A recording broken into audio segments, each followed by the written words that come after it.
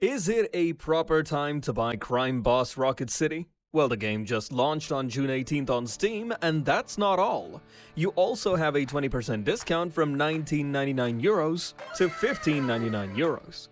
But well, who cares that the game launched now on Steam and has a discount? Well, you should care. Not only that the game had many updates since launch that changed drastically the game, you also gain free access to all previous DLCs that includes new weapons, skins, characters, and new content for the single-player experience, but also for the multiplayer.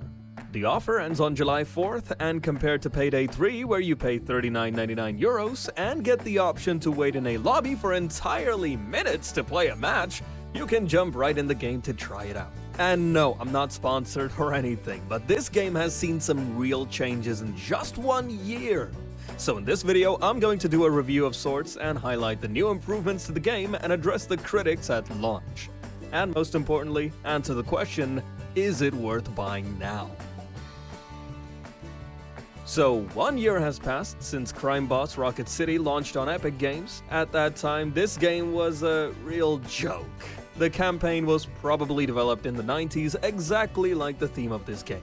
The cast for this game was the selling point when it was first showcased, but ultimately it was the cast that ruined the campaign. Or better put, the character voiceover lacked enthusiasm for anything. To make the player feel like the characters are real and not AI, Chuck Norris, the prime enemy to the player, is the worst of the bunch. He sounds like he is on many illegal drugs and doesn't give a fuck.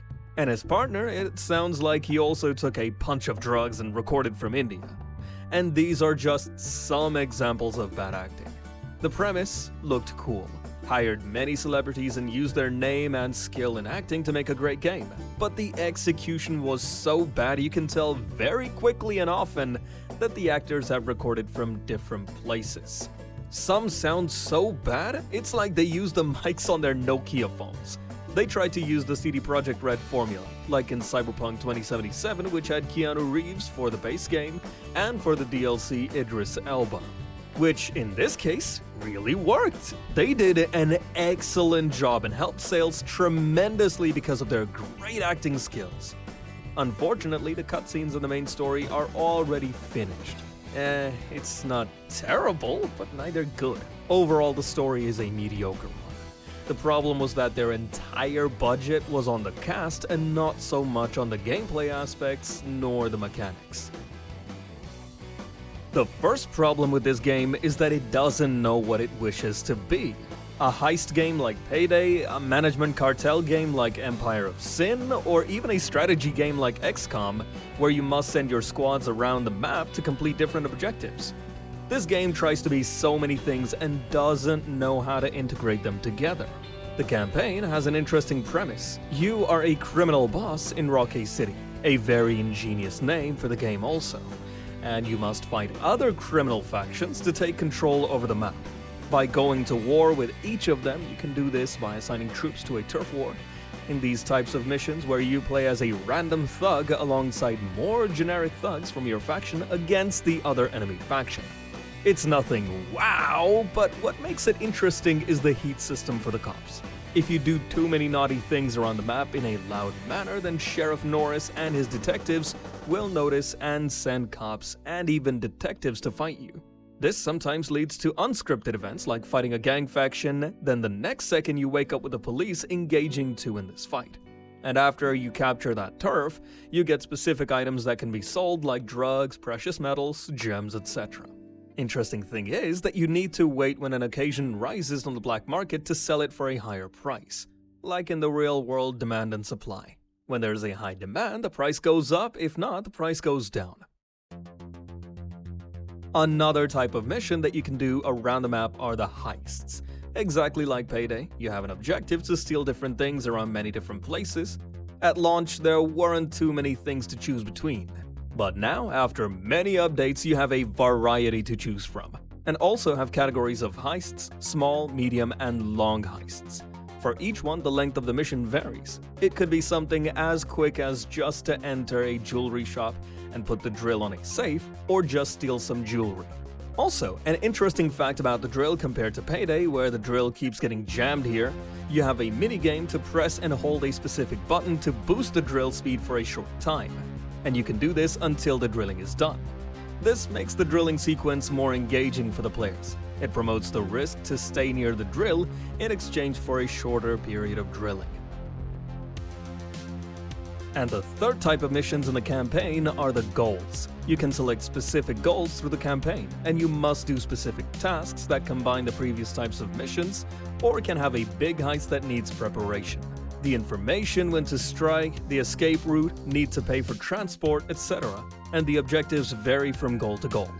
For example, you have an opportunity to upgrade your army's weapons. So for that you can either pay a lot of money or steal some cocaine from a rival gang and then give it to the supplier in exchange for weapons. And these kinds of options on how to pay for different things are all over the campaign.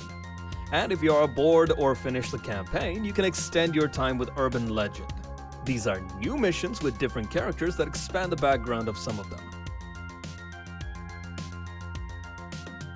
At launch, the game had many bugs, but in my total play of 80 hours of playing, I had encountered minor bugs that didn't really affect the game.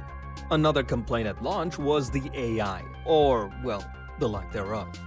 The NPCs were brainless and could barely do simple tasks. The more complicated ones, like taking cover, stealing items, and then bringing them to the extraction zone without getting killed, were out of the question.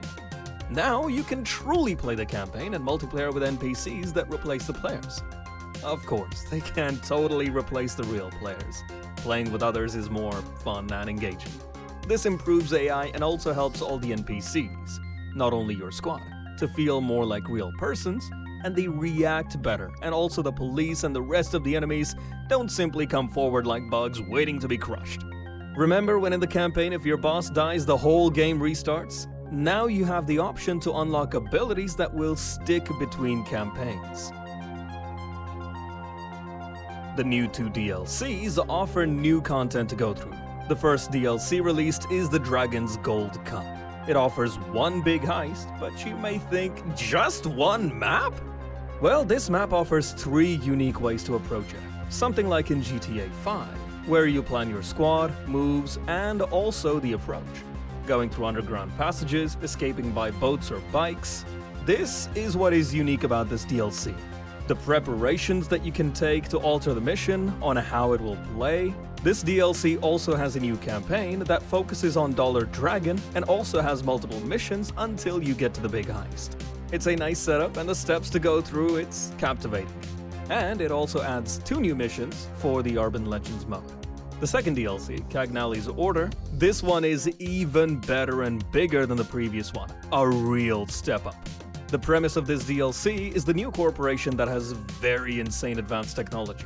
So advanced that they've made robots. This DLC offers 2 new big heists. New enemy type, the robots, and now you can also play as one yourself. The new environment and maps are very unique from the previous maps. Also, you have new missions in the campaign and a new gang to fight. And of course, this DLC offers futuristic weapons. And other 2 DLCs are just weapons. The first DLC, Tactical Weapon Pack, offers 4 new weapons, and the second DLC, Heavy Hitters Pack, offers 6 new weapons. The weapons aren't something wow, mostly forgettable, so if you buy the game now you will have access to all 9 new weapons plus the new content. Sounds pretty damn good for me. Especially now with the disaster of Payday 3.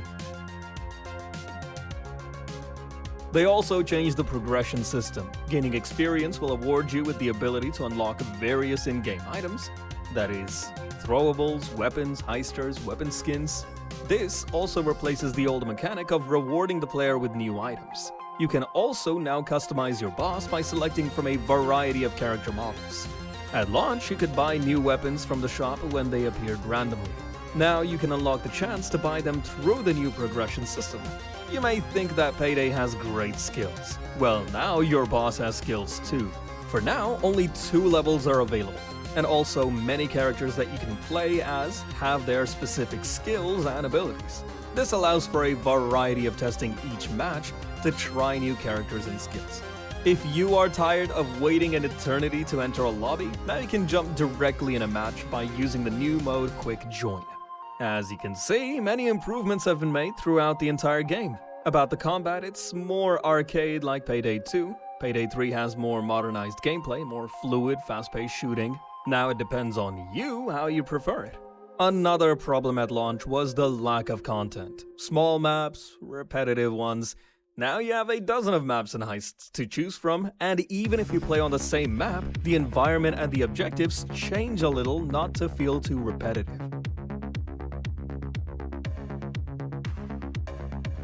So in conclusion, the game has benefited from these updates over 1 year. Not only that the game has transformed from a shallow game at launch to the present day to a game full of content. The bugs are very minor and occasionally pop here and there. The new content, paid or free, helped the longevity of the game. At launch, this game was said to be mostly a cheap knockoff of Payday 3. Now it looks like something unique and deserves a shot to play. Especially now that you can get the base game plus all the DLCs for only €15.99. Thanks for watching so far.